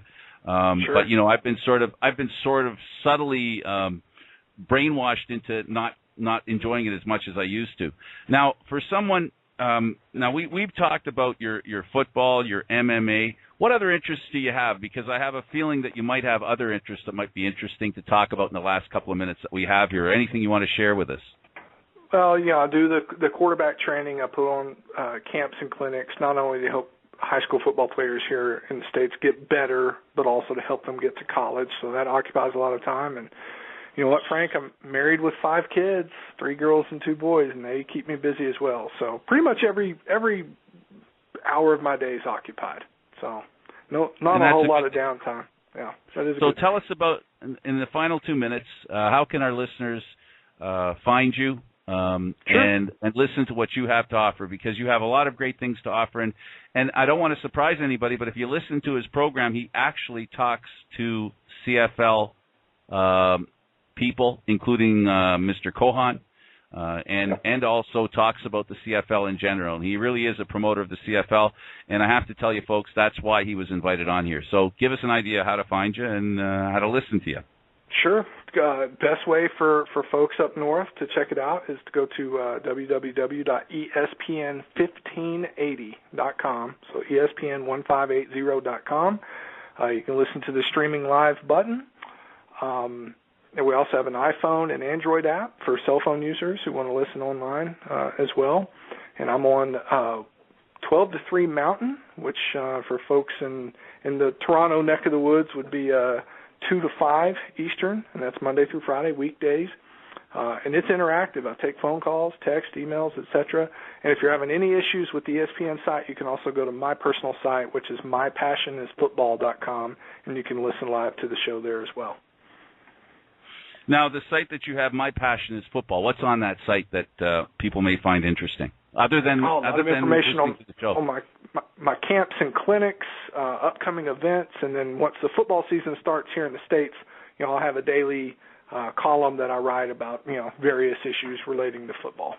So a lot of good interaction there as well, and information on training and recruiting and, just a variety of things.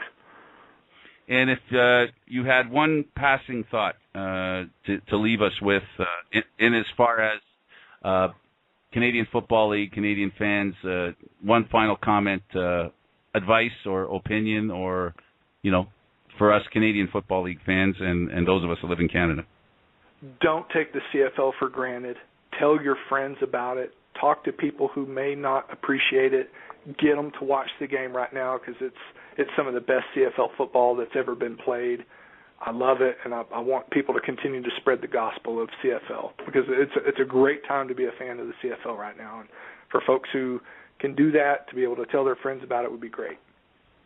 The one thing I love about this show, Warren, is I get to make new friends all the time and people I feel an affinity with, and I really do feel an affinity with you, and I truly appreciate the time we've had together, and thank you for sharing a lot of your thoughts, and you are very supportive of our league, and I am grateful for that. Thank you, sir. Likewise, Frank. It's a pleasure talking to you and look forward to doing it again. On Rouge Radio. Thanks for tuning in, everybody. We'll see you again.